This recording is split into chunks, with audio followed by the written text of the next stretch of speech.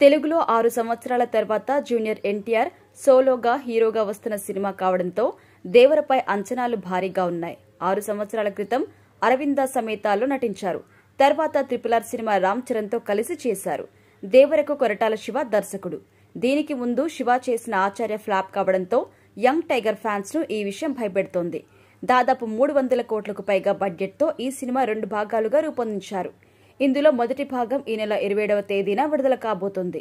ఇంత బడ్జెట్తో పెట్టిన సినిమా విజయం సాధించాలంటే డబ్బులు రికవరీ బాగా ఉండాలి. ఏరియాల వారీగా బిజినెస్ కూడా భారీగా ఉండాలి. సినిమా మీద రోజురోజుకు హైప్ పెరిగిపోతోంది. పెట్టిన పెట్టుబడి తిరిగి రాబట్టుకోవాలంటే ఏపీ, తెలంగాణలో టికెట్ ధరల పెంపు ఉంటేనే సాధ్యపడుతోంది. దీనికి ముందు విడుదలైన కల్కి సినిమాకి కూడా టికెట్ ధరలు పెంచుకునేందుకు 2 ప్రభుత్వాలు అనుమతిచ్చాయి.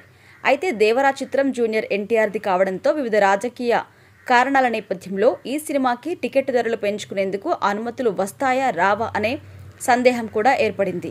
ఇక నందమూరి కుటుంబ సభ్యులతో తారక్ కళ్యాణ్ రామ్ దూరంగా ఉండడం, చంద్రబాబు అరెస్టు సమయంలో స్పందించకపోవడం, కొడాలి నాని, వల్లభనేని వంశీ లాంటి వారిని అదుపు చేయలేకపోవడం వంటివి ఇవన్నీ కలిసి తెలుగుదేశం పార్టీ శ్రేణుల్లో తీవ్ర ఆగ్రహాన్ని కూడా పెంచాయి. చంద్రబాబు ముఖ్యమంత్రి అయిన తర్వాత మాత్రం తారక్ ట్వీట్ చేయగా దానికి చంద్రబాబు కూడా బదులిచ్చారు.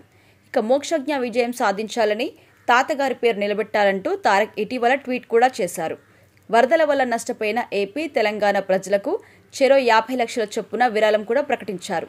తాజాగా అందిన సమాచారం మేరకు దేవరా సినిమాకి టికెట్ ధరలు పెంచుకునేందుకు 2 రాష్ట్ర ప్రభుత్వాల నుంచి అనుమతి వచ్చినట్టుగా తెలుస్తుంది.